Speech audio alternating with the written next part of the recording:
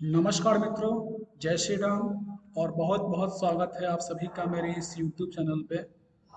मित्रों, हमारे यूपी बिहार में अभी चैत्र छठ पूजा मनाया जा रहा है। इस चैत्र रामनवमी के दौरान ही चतुर्थी, पंचमी, षष्ठी और सप्तमी, इस 4 तिथियों में यह 4 दिन का लोक आस्था का महापर्व छठ पूजा मनाया जाता है।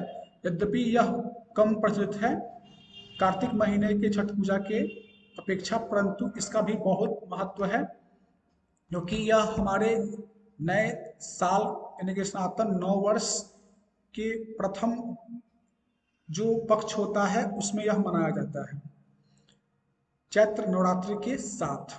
तो आज हम जानेंगे कि सूर्य पूजा का इतना महत्व और भगवान सूर्य का इतना महत्व क्यों है। भगवान सूर्य स्वयं प्रभु श्रीमन नारायण के नेत्र स्वरूप है। इसलिए वेद के पुरुष सूक्त में मंत्र है, चंद्रमा मनुष्यो जातः चक्षु सूर्यो अजायतः, यानी कि भगवान के परमात्मा के, अजर अमर परमात्मा के मन से चंद्रमा और नेत्रों से सूर्य की उत्पत्ति हुई है। भगवान श्री कृष्ण जब गीता में अर्जुन को अपने दिव्य विभूतियों के बारे में बताते हैं तो वहां पे कहते हैं ज्योतिषाम रविरन सुमान, यानी कि ज्योतिष यानी कि ज्योतिमान वस्तुओं में, प्रकाशमान वस्तुओं में मैं सूर्य हूँ। भगवान श्री कृष्ण गीता में अपने सूर्य स्वरूप को विस्तार से बताते हैं, लेकिन उन श्लोकों को समझ पाना कठिन है। उन श्लोकों को और अन्य जो पुराणों में जो श्लोक बताए गए हैं, मैं उनके द्वारा भगवान सूर्य की महत्व और उनके स्वरूप के बारे में बताने का पूर्ण रूप से प्रयास कर रहा हूँ। वेद का जो प्रमुख जो मंत्र गायत्री मंत्र है और जो दूसरा जो मंत्र है विश्वाणी देव, उन दोनों में भगवान के सविता स्वरूप यानी कि सूर्य स्वरूप से यह प्रार्थना की गई है कि हमारी बुद्धि निर्मल हो, हम में सद्गुण आए और दुर्गुण जाए। इसके अलावा अन्य जो स्मृतियां हैं उनमें भी भगवान सूर्य के महत्व को दिखलाया गया है। परमात्मा जब स्वयं अवतार लेते हैं, उनके जो प्रमुख 2 अवतार भगवान श्री राम और भगवान श्री कृष्ण, इन दोनों अवतारों में वह अपने निर्मल चरित्र द्वारा भगवान सूर्य के महत्व को रेखांकित करते हैं। भगवान श्री राम तो स्वयं सूर्य वंश में अवतार लेते हैं और प्रतिदिन भगवान का अवतार जो है लोक मर्यादा की स्थापना के लिए होता है, तो वह प्रतिदिन भगवान सूर्य का उपासना, संध्या बंदन, उसके बाद व्यायाम के रूप में सूर्य नमस्कार इत्यादि वह करते हैं। यद्यपि भगवान श्री राम को बताया गया है हेतु कृषाणु भानु हिमकर को, यानी कि वे कृषाणु अग्नि, भानु सूर्य और हिमकर चंद्रमा के मूल कारण है। फिर भी भगवान श्री राम सूर्य के महत्व को प्रतिष्ठित करने के लिए और लोक मर्यादा की स्थापना करने के लिए स्वयं सूर्य उपासना करते हैं। हमारे यहाँ भगवान श्री राम के जो 12 कलाएं हैं, वह सूर्य के जो 12 जो स्वरूप जो है, 12 उनके जो है, 12 आदित्य के जो स्वरूप जो है उस पर आधारित है। बहुत जो अज्ञानी लोग कहते हैं कि भगवान राम तो 12 कला के ही थे और भगवान श्री कृष्ण तो 16 कलाओं के थे, लेकिन वास्तव में भगवान श्री राम सूर्य वंश में उत्पन्न होते हैं और सूर्य की 12 कलाएं 12 आदित्य होते हैं। वहीं भगवान श्री कृष्ण जो हैं वह चंद्रवश वंश में प्रकट होते हैं, तो चंद्रमा की 16 कलाएं होती हैं। तो भगवान श्री कृष्ण की भी 16 कलाएं हैं। यद्यपि दोनों भगवान परिपूर्ण है और दोनों में कोई अंतर नहीं है। अब जो अज्ञानी है, जो अपने मन से जो बातें कहते हैं, उनको जाने दीजिए, आप सच्चाई जानिए। दोनों में कोई अंतर नहीं है, सिर्फ अंतर है तो युग का। दोनों अलग अलग युगों में प्रकट होते हैं और अपने निर्मल चरित्र द्वारा भक्तों का कल्याण करते हैं, इस पृथ्वी का कल्याण करते हैं। अब हम आते हैं विषय पर। भगवान श्री कृष्ण गीता के 7वें अध्याय में बताते हैं कि जो सूर्य, चंद्रमा और अग्नि में जो तेज है वह मेरा ही स्वरूप है। इसी को रामायण में क्या कहा गया है, हे तु कृषाणु भानु हिमकर को, यानी कि जो चंद्रमा, सूर्य और अग्नि का जो तेज तत्व है वह, उसका मूल कारण जो है वह भगवान ही है, भगवान श्रीमन नारायण ही है। जिस सूर्यमंडल को प्रतिदिन हम सुबह में पूरब से उगते हुए और पश्चिम में डूबते हुए देखते हैं, वह वास्तव में भगवान सूर्य का अधिभौतिक स्वरूप है, फिजिकल ऑर्थोडाइड्स फॉर्म, यानी कि वह एक बड़े आग के गोले के रूप में दिखता है। उनका जो अधिदैविक स्वरूप है वे आदित्य यानी कि तेजस कोटि देवताओं में प्रमुख है। उसके बाद का जो आध्यात्मिक स्वरूप है वह स्वयं श्रीमन नारायण का स्वरूप है, यानी कि उन्हीं के वह स्व अंश और या फिर उनके प्रमुख अंश हैं। इसी को आगे दिखाते हुए भगवान सूर्य का जो प्रकाश और उनका जो पृथ्वी पर जो प्रकाश से जिस प्रकार से वो प्राणियों का संपोषण करते हैं, उसी को बताते हुए 9वें अध्याय में भगवान श्री कृष्ण फिर कहते हैं कि तपा अहम अहम वर्षम निगृहाने से जामिचा, यानी कि मैं सूर्य रूप से तप करके अपने रश्मियों द्वारा जलाशयों के जल को खींचता हूँ और वर्षा का कारण बनता हूँ।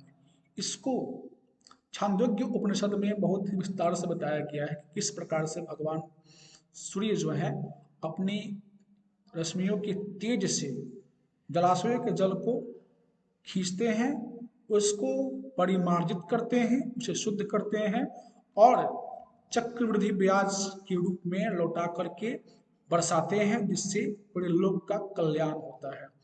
हमारे पृथ्वी पर अन्न वनस्पतियों का उत्पत्ति होता है और हमको शुद्ध जल प्राप्त होता है, जलाशय और जल से भर जाते हैं। तो भगवान सूर्य वर्षा चक्र जो है, जो जल चक्र है, उसको चलाने के प्रमुख कारण है। इसके आगे 15वें अध्याय में भगवान श्री कृष्ण एक और रहस्य को बताते हैं कि गामाविश्य च भूतानि धारयियामि अहमोजसा, यानी कि मैं सूर्य के प्रकाश में ऊर्जा स्वरूप होकर, सूर्य के प्रकाश से ऊर्जा स्वरूप होकर पृथ्वी पर संपूर्ण प्राणियों को मैं धारण करता हूँ।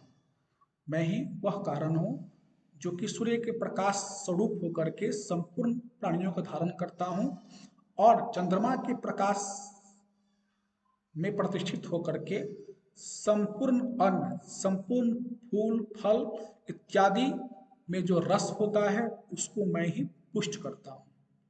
इस प्रकार से भगवान सूर्य के महत्व को यहाँ पर प्रतिष्ठित करते हैं। हम सनातन धर्म में जो भी पूजा पाठ अनुष्ठान इत्यादि जब जो भी करते हैं वह अपनी कृतज्ञता प्रकट करने के लिए ही करते हैं। इस कारण से कहा जाता है कि प्रतिदिन सूर्य को के उगने से पहले उठो और उनको प्रणाम करो, उनको अर्घ्य दो और जो लोक आस्था के महापर्व छठ पूजा में जो भगवान सूर्य को अर्घ देने की जो सामग्रियां होती हैं उनमें ऋतु फल प्रमुख होते हैं। वे सभी ऋतु फल जो होते हैं वह भगवान को समर्पित किए जाते हैं, क्योंकि भगवान सूर्य ही उन सब के उत्पत्ति के कारण बनते हैं।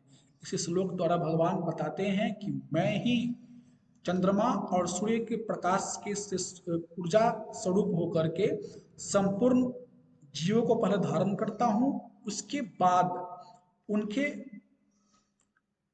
पोषण के लिए जो अन्न वनस्पतियाँ इत्यादि हैं, फूल फल जो हैं, उनमें जो रस स्वरूप जो होता है, उनमें जो ऊर्जा का जो स्वरूप जो होता है उसको मैं ही उसमें पुष्ट करता हूँ। इस प्रकार से जिस अधिभौतिक स्वरूप सूर्य को हम लोग रोज प्रणाम करते हैं वह अधिदैविक और आध्यात्मिक जो सूर्य का स्वरूप जो है उसका अभिव्यंजक संस्थान है। उदाहरण के तौर पर लेते हैं कि अगर हमको किसी विशेष मंत्री से बात करना है, जो कि मान लो कि जल संसाधन मंत्री हो, वित्त मंत्री, गृह मंत्री हो, तो उस के वेबसाइट पर जाकर के हमको पहले वहाँ पे पता करना होता है। इस प्रकार से ही जैसे कि वह वेबसाइट क्या है, वह अधिभौतिक एक स्वरूप प्रदान करता है उस मंत्री का या फिर उस से जुड़े हुए विभाग के जो प्रमुख होते हैं उसका।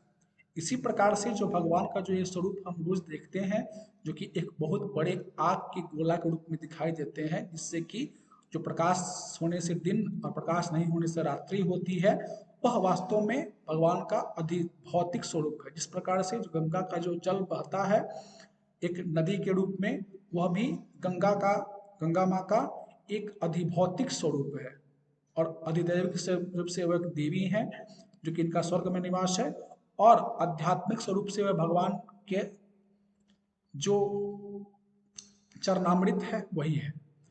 तो इस प्रकार से वेद शास्त्रों में भगवान सूर्य के महत्व को रेखांकित किया गया है और आगे के श्लोकों में भगवान यह भी बताते हैं कि जो उत्पत्ति, प्रलय और संहार का जो उत्पत्ति, पालन और संहार का जो कृत्य है, वह सूर्य के जो प्रकाश में जो ऊर्जा है उसी को आधार बना करके किया जाता है। तो इस प्रकार से बहुत सारी कथाएं हैं जिनके द्वारा हम भगवान सूर्य की जो कहानियां हैं, उनकी जो कथाएं जो हैं, उनके महत्व को रेखांकित करती हैं और उनको प्रत्यक्ष देव के रूप में माना जाता है। हमारे नेत्र जो हैं और हमारे जो आत्मा का जो स्वरूप जो है, उसके अधिदैविक जो देवता जो होते हैं वह सूर्य ही होते हैं। विज्ञान से भी यह साबित होता है कि आंख और यानी कि हमारे नेत्र और सूर्य के बीच में एक पूरक का संबंध है। अगर आंख हो और सूर्य नहीं हो तो आंख का कोई महत्व नहीं है, और अगर सूर्य हो और हमारे नेत्र हो तो सूर्य हुआ, हमारा नेत्र नहीं हो तो सूर्य का कोई महत्व नहीं है। यानी कि यह दृश्य जगत जो है उसमें जो नेत्र है और जो सूर्य है, दोनों के बीच एक पूरक का संबंध है। तो इस प्रकार से हमने इस वीडियो में जाना कि भगवान सूर्य क्या है और उनका महत्व क्या है। तो मिलते हैं किसी ऐसे ही अगले वीडियो में कुछ महत्वपूर्ण आध्यात्मिक जानकारियां लेकर के। और मैं एक रामायण, गीता और रामचरितमानस जो हमारे प्रमुख जो ग्रंथ हैं, महाभारत इत्यादि, उन पर एक लंबी श्रृंखला लेकर आने वाला हूँ और मुझे आप सबसे सहयोग की अपेक्षा रहेगी। तो मिलते हैं अगले वीडियो में, तब तक के लिए नमस्कार, जय श्री राम।